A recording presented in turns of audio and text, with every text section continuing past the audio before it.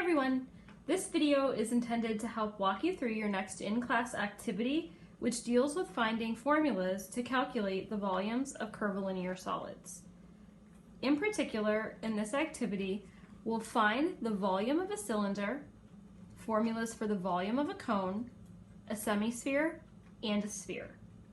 And so the best way to use this video is by simultaneously completing your activity. I'm going to start with question 1. Question 1 asks you to think a little bit about the cylinder.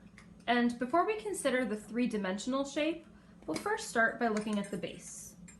As you know, the base of a cylinder is a circle. In our last unit of study, we determined that you can find the area of any polygon by taking 1/2 times the perimeter times the apothem of the shape. Okay, well, typically we don't use words like perimeter and apothem when we're talking about circles. And so, to construct the area of a circle formula, what we're going to do is actually substitute these two words for vocabulary that's a little more appropriate for a circle. You may recall that perimeter is the distance around the outside of the shape. We typically don't talk about perimeter when we're discussing circles because we have a different name for it. The perimeter of a circle is called the circumference. And the apothem? Well, if you recall, the apothem is the distance from the center of a shape to its outside edge. And again, we typically don't use the word apothem when we're dealing with circles because we have a more precise name for it. It's called the radius. So how are we going to take this sentence and turn it into an area formula? Well, hopefully you recall the circumference of a circle. If you don't, Google will come in very handy for you right here. The circumference of a circle can be calculated using the formula 2 pi r, where r is the radius. But don't forget, we still have to multiply by one more radius from the previous line of work. Since this is multiplication, we can multiply in any order. 1/2 times 2 will just be plain old 1. Pi will come straight down, and r times r is r squared. So the formula to find the area of a circle should be pi r squared. This should be your answer to question 1. As you continue with your activity, we're first going to start by talking about cylinders.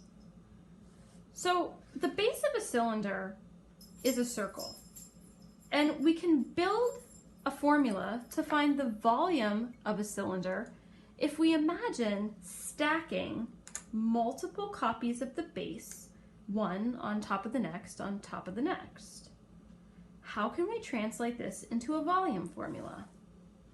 Well, I should be able to take the base's area and multiply it by how many copies of the base I'm stacking on top of one another. We typically call this the height of the solid. So the volume of a cylinder should be the area of a base, but we just determined that the area of a circular base can be found using the formula pi r squared, and we'll have to multiply that as the height. This will be the formula that we'll use to build every other volume formula throughout this activity. Make sure this formula is recorded as your answer to question 3 in your activity. Now we'll go ahead and take a look at the cone. And the cone is going to require a slightly different approach because it's shaped differently.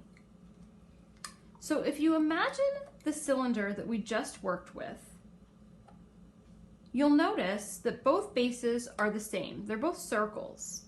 And so we were able to think about the volume formula as stacking a series of circles, one on top of the next on top of the next.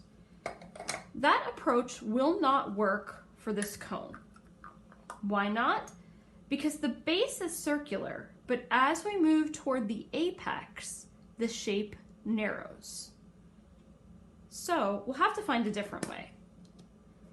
If I compare the cylinder and the cone, I realize immediately that since the cone fits inside the cylinder, the volume of the cone should be less than the volume of the cylinder.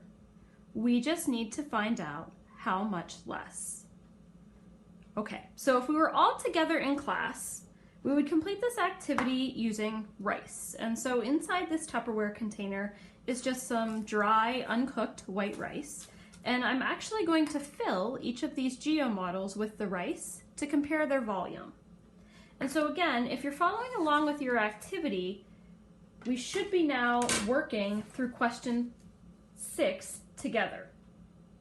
All right, so I'm going to locate the cylinder here, and I am going to fill it as precisely as I can with rice. To determine how these two volume formulas are related, I'm actually going to dump the rice from the cylinder into the cone to see how many times I can fill the cone.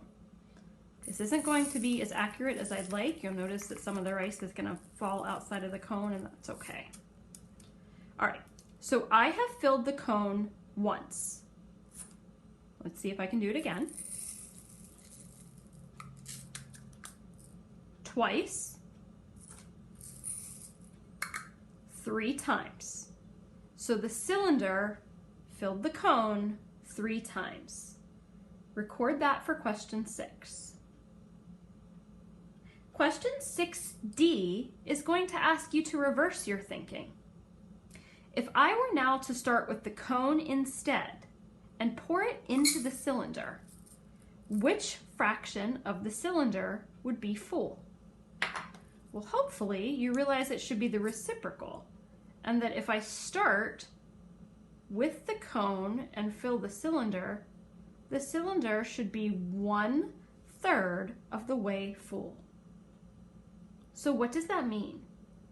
That means that the volume of the cone is 1/3 times the volume of the cylinder.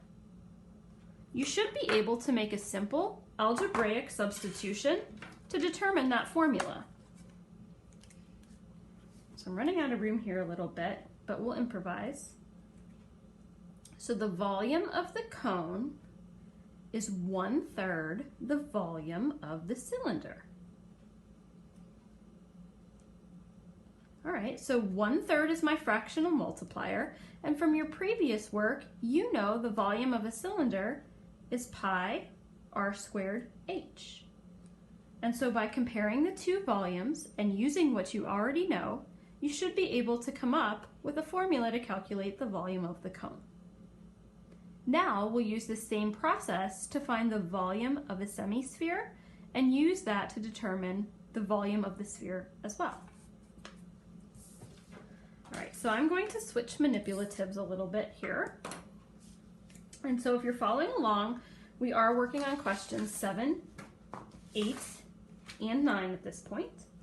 Okay, so we'll use the same process now for the semisphere. I'm going to start by filling the cylinder and determining how many times the cylinder fills the semisphere. And so again, I'll try to be as precise as I can, knowing it won't be perfect. Once, twice, 3 times. The cylinder fills the semisphere 3 times. Just like before, we'll reverse our thinking. If I were to start with the rice in the semisphere instead and dump it into the cylinder, which fraction of the cylinder would be full? 1/3. And so your answer to question 9D should be 1/3. But we have to be careful when we compare these two shapes. The heights of these two things are drastically different. They were the same in the previous example. So I'm probably going to need one more measurement to make sense of these two shapes in comparison to one another. All right, so if you trust my measurement skills, hopefully what you're going to notice is that the diameter of the semisphere is 2 inches. The height of the cylinder is also 2 inches. Okay, but typically when we talk about formulas for curvilinear solids, we don't use diameters, we use radii. So instead of using the height of the cylinder equals the diameter of the semisphere, let's say that the height of the cylinder actually equals 2 times the radius of the semisphere. So how in the world are you going to use that information to come up with a volume formula? Again, we're always going back to the volume of a cylinder. And so I'm asking, how are the semisphere and the cylinder related to one another? Well, I know the semisphere filled 1/3 of the cylinder. And I also know that the cylinder can be calculated using the formula pi r squared h. But this h, we don't want it in our final formula. You told me, or I showed you, that the height of the cylinder was equal to 2 times the diameter of the semisphere. So I'm going to go ahead and make that substitution. Instead of multiplying by the height, I'm going to multiply by, it was just the diameter, not 2 times the diameter. But we also said the diameter is 2 times the radius. And so that's the substitution that I want to make to finish this formula. Finally, the volume of a semisphere should be, well, let's clean this up. 1/3 times 2 is 2/3. We'll put our pi up front by our constant. R squared times r is r cubed. And so the volume of a semisphere can be calculated using the formula 2/3 pi r cubed. That should be the answer for question 9G in your activity. Question 10 is going to ask you to now work with the sphere. And so we need to find a way to calculate the volume of a sphere. Okay, well, this isn't terrible. We should be able to approach this using the same exact strategy. This sphere is really hard to fill with rice. And so instead of using the closed and complete sphere, I'm actually going to use this semisphere because it's a little easier to scoop. How many semispheres are in one whole sphere? Well, 2. So any measurement I want to use about the sphere, I should actually be scooping twice with the semisphere. Okay, so let's see. As the activity says, I'm going to take this semisphere and scoop it into the cylinder. So right now, I have that one semisphere equals 1/3 the volume of a cylinder. But remember, we're no longer interested in the semisphere. I want to know about that whole sphere. So I've got to take a second scoop here. All right, I've got my second scoop in the cylinder, and I'm asking, which fraction of the cylinder is now full? Well, hopefully you realize that the cylinder is now 2/3 of the way full. Okay, so what does that mean? Well, let's go back to some algebra. What you just showed me is that the volume of the sphere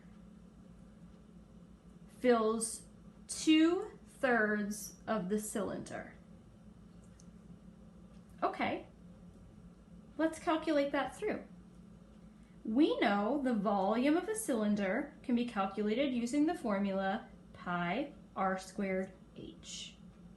But just like before, we typically don't talk about the height of the sphere. That's pretty confusing. If you trust my measurements, or if you recall from our work with the semisphere, the height of the cylinder and the diameter of the semisphere or the sphere are the same thing. So I can interchange height and diameter any way I want. But again, calculating with diameter really isn't convenient. So I'm going to make one more substitution here. Instead of thinking about the diameter as the whole way across a circle, I'm going to think about the radius instead. You recall that the diameter is nothing more than double or 2 times the radius. So I'll go ahead and make the substitution that the diameter is 2 times the radius. Lastly, I'll clean this formula up. 2 times 2/3 is the improper fraction 4/3. I'll drag the pi along, and just like before, r squared times r is r cubed. And so the volume of a sphere can be calculated using this formula. This should be your supporting work and your answer for question 11G. I'm going to ask you to try question 12 on your own. It just asks you to use the relationship between the semisphere and the sphere to come up with an alternative way to achieve this same result. All right, gang. I know this isn't easy to do over video, but try your best. If you have any questions as you're completing this activity, please keep in mind I do have virtual office hours 3 times a week, Monday, Wednesday, and Friday, 11:15 a.m. to 12:45 p.m. If you need anything, drop by. Otherwise, I'll see you in our next video. Have a great day!